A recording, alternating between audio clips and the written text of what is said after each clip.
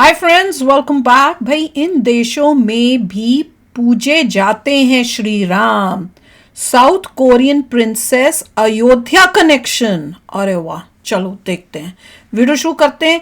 एक मेरे ख्याल से मोदी जी ने किसी को बोला था ना, वो साउथ कोरिया का था क्या, जिसको कुछ बोला था कि भैया तुम श्री राम का कुछ ऐसे, मुझे याद आ रहा है हमने एक वीडियो किया तो मैं कह रही थी कि भाई इनको क्यों बोल रहे हैं, तब समझ नहीं आई थी। कोरिया का कुछ बोला था वो था। चलो देखते हैं, इसमें शायद पता चलेगा। तो वीडियो शुरू करते हैं। वीडियो शुरू करने से पहले अगर आप चैनल पर नए हो और आपने अभी तक सब्सक्राइब नहीं किया तो जल्दी से पहले सब्सक्राइब के बटन और बेल आइकन को क्लिक कर लो, ताकि आपको हमारे सारे न्यू वीडियोस के नोटिफिकेशन मिल जाएं जैसे हम अपलोड करें। अगर आपको वीडियो पसंद आता है प्लीज लाइक एंड शेयर। चलिए शुरू करते हैं। नमस्कार दोस्तों, जय हिंद, जय श्री राम।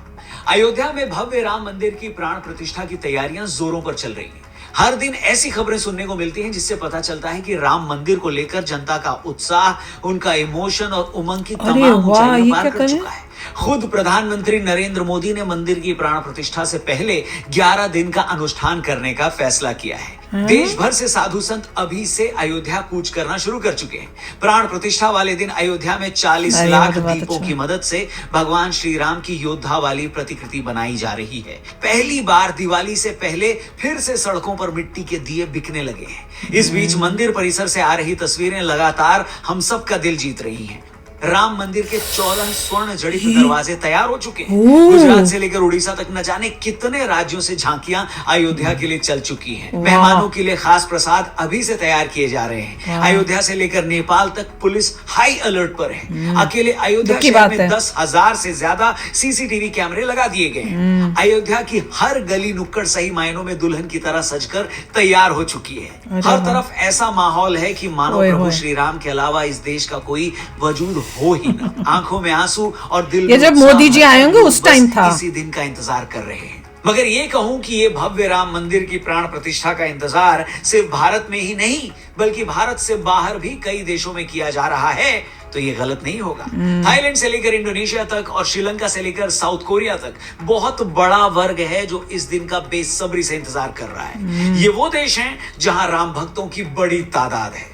ये वो देश हैं जिनका हमारी तरह भगवान श्री राम से नाता सदियों पुराना है। भारत में श्री राम की नगरी को हम अयोध्या कहते हैं, वहीं इंडोनेशिया में इसे योग्या के नाम से जाना जाता है। हम राम कथा बोलते हैं, इंडोनेशियन इसे ककनिन या काकावीन रामायण बुलाते हैं। हमारे यहाँ प्राचीन रामायण के रचयिता महर्षि वाल्मीकि हैं, तो वहीं इंडोनेशिया में इसके रचयिता कवि योगेश्वर हैं। थाईलैंड की राजधानी को तो 15वीं सदी में अयुथया कहा जाता था।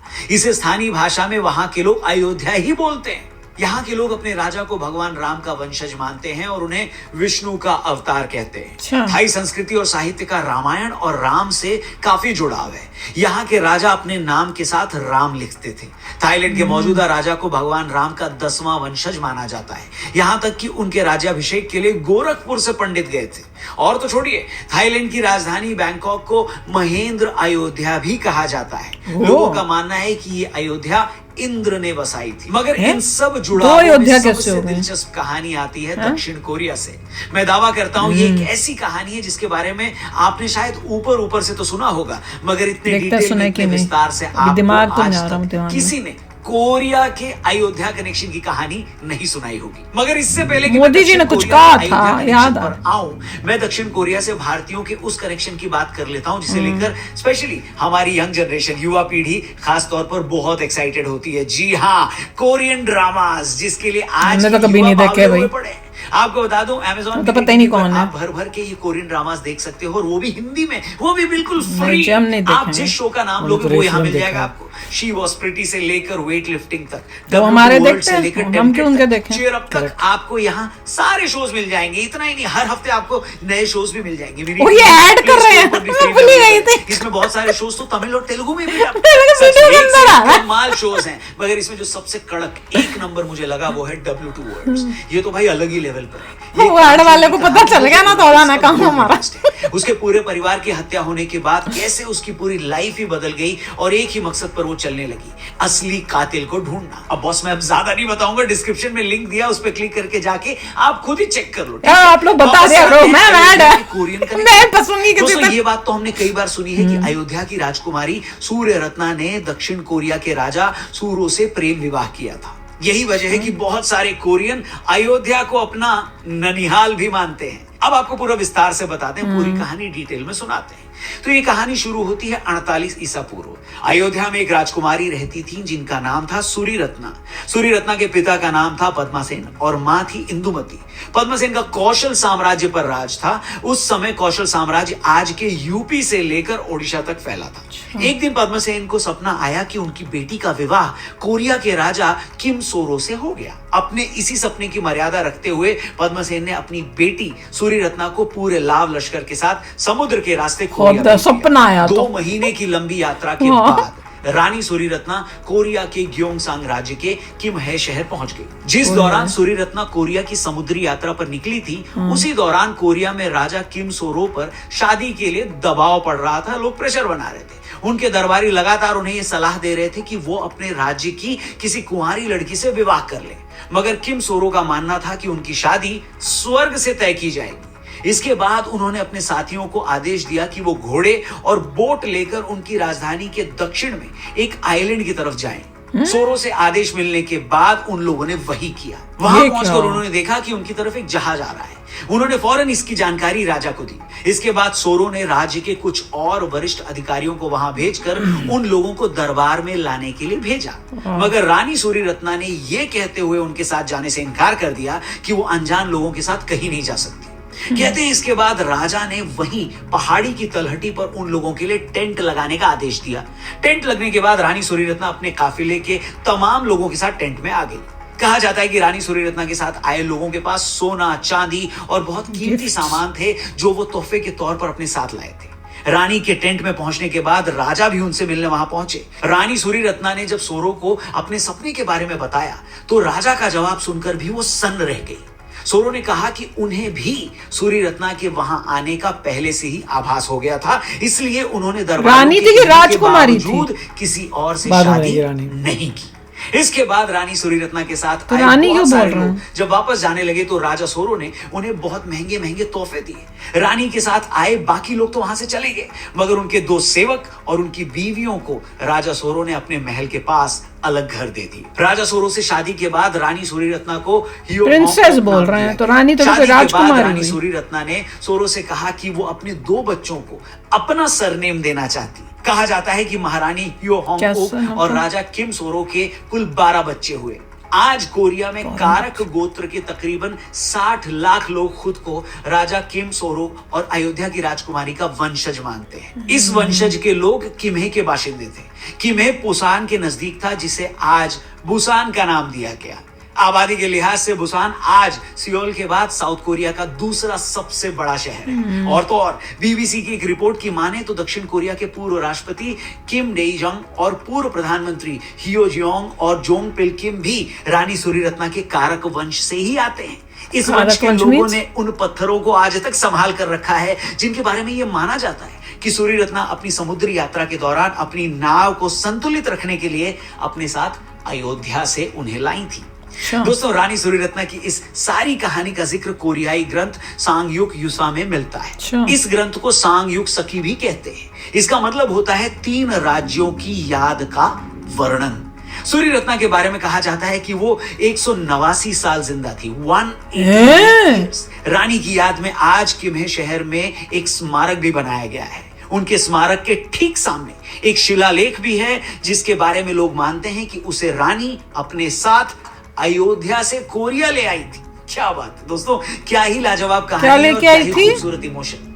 भारत में अब भी बहुत से लोग सूरी रत्ना की सच्चाई के बारे में नहीं जानते, मगर दक्षिण कोरिया में उन्हें लेकर जबरदस्त भावना है, जबरदस्त इमोशन है।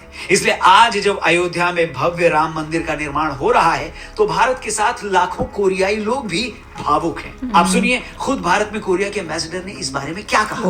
Ayodhya is very important for both of us, so historically, so the legendary story of the Indian princess marrying to Korean king 2000 years ago started from Ayodhya. तो सुना आपने दोस्तों, ये देखकर सच में बड़ी खुशी होती है कि प्रभु श्री राम के मंदिर के उद्घाटन से पहले पूरी दुनिया में रहने वाले राम भक्त बेहद खुश हैं। फिर चाहे वो भारत से हो या ना हो, फिर चाहे वो हिंदू भी हो या ना हो, वो खुश हैं। भगवान राम से सदियों पुराना नाता महसूस करते हैं, तभी तो भारत की तरह इन देशों में भी सैकड़ों सालों से रामलीला मनाई जाती है, आयोजित की जाती है, खेली जाती है। आप ये जानकर हैरान हो जाएंगे कि 86% मुस्लिम आबादी वाले इंडोनेशिया जैसे देश में भी हर साल सैकड़ों रामलीलाएं आयोजित की जाती है। बात है ना, कन्वर्जन हो गए। देश में 50 से ज्यादा रामलीलाएं होती हैं। ट्रिनिडाड में रामलीला मंडली 100 साल पुरानी है। यहां पर तो अंग्रेजी भाषा में रामलीला होती है। अमेरिका के माउंट मेडोना स्कूल में 40 सालों से रामलीला हो रही है। गिरमिटिया के रूप में जो लोग टोबैगो, मॉरिशस, ट्रिनिडाड और सूरीनाम गए, वो आज भी वहां रामलीला का मंचन करते हैं। और तो और राम मंदिर की प्राण प्रतिष्ठा से पहले अयोध्या में दुनिया भर से आए तकरीबन 3,500 कलाकार मिलकर रामलीला का मंचन करेंगे। ये सब देखकर और सुनकर मन सचमुच आनंद से भर जाता है। इनफैक्ट आपको भी ये सब सुनकर कितनी खुशी हुई होगी, है कि नहीं? इनफैक्ट आप में से बहुत सारे लोगों ने ये कहानी पहली बार सुनी होगी। क्या रिएक्शन है, क्या फीलिंग है, प्लीज कमेंट सेक्शन में कमेंट करके जरूर बताइएगा। लेकिन साथ ही साथ ये देखकर ना दोस्तों दुख भी होता है कि जहां एक तरफ दुनिया इतनी खुश है, वहीं अपने भारत में ही ऐसे भी लोग हैं जो इनवाइट देने पर, न्योता देने के बाद दर्शन करने मंदिर नहीं जाते। बताइए, मैं इस वीडियो का अंत इस वीडियो का अंत में किसी नेगेटिव टोन पर तो नहीं करना चाहता, मगर ये देखकर सचमुच बड़ा दुख होता है। खैर छोड़िए, आज दुख की नहीं खुशी की बात करेंगे। और भारत के अलावा इतने देशों में लोग इस मौके पर खुश हैं, तो इससे सुखद एहसास, इससे बढ़िया फीलिंग और क्या हो सकती है बताइए। उम्मीद करते हैं कोरियाई लोगों के अयोध्या से इस खास कनेक्शन से जुड़ा हमारा ये खास वीडियो आपको अच्छा लगा होगा। अगर आपको सच में लगता है कि इस वीडियो में दी गई जानकारी आपको सही लगी, अच्छी लगी, बढ़िया लगी, और आप चाहते हैं कि अयोध्या और प्रभु श्री राम के इस रूप की महिमा और भी लोग जाने, तो इस वीडियो को ज्यादा से ज्यादा लोगों तक पहुंचाइएगा, शेयर जरूर करिएगा। कमाल है। अब इसको सुन के मुझे याद आया, उस टाइम मैंने क्वेश्चन भी पूछा था कि मोदी जी किसके बारे में बता रहे हैं, और अब मुझे याद आ रहा है कमेंट्स में आपने ये एक्सप्लेन किया था। अब मुझे ध्यान में आ गया है कि कैसे शादी करके वो गई थी, और वो सब मुझे भी याद आ रहा है, मैंने पढ़ा था कमेंट्स में। पर देख लो, कमाल है कि हमारे सिर्फ इंडिया में नहीं, कितना वहां पे हर जगह पे था। और दुख की बात है, उनमें से कई ऐसे देश भी हैं बहुत ज्यादा, मतलब जहां पे था, जहां पे कन्वर्जन हो गई और हिंदुइज्म इतना नहीं रहा, पर उनको अपनी जो पास्ट है, अपनी हिस्ट्री है, वो पता है और वो अभी तक चल रही है। उन्हें प्रिजर्व की है। और वो शोज भी करते हैं और कहते भी हैं यस कि हमारी प्रीवियस हिस्ट्री है। कमाल है, कमाल है, कमाल की बात है। Very nice. बहुत ही, मतलब मैं तो इतनी हैरान हुई हूँ। सपना आया, सपने से वो फादर ने भेज दिया वहां, उधर राजा को भी सपना आया, और कैसे फिर शादी हुई है। अमेजिंग है, अमेजिंग है यार, कमाल है। तो चलो आप भी शेयर करना अपने थॉट्स। चलते हैं, मिलेंगे नेक्स्ट वीडियो में बहुत ही जल्द। Till then take care and bye bye. तो अगर आप मेरे इस चैनल पे नए हो तो जल्दी से सब्सक्राइब के बटन को हिट करो और बेल आइकन को क्लिक करो, ताकि आपको मेरा जब नया वीडियो मैं लगाऊं, आपको उसके बारे में जल्दी से पता चल जाए।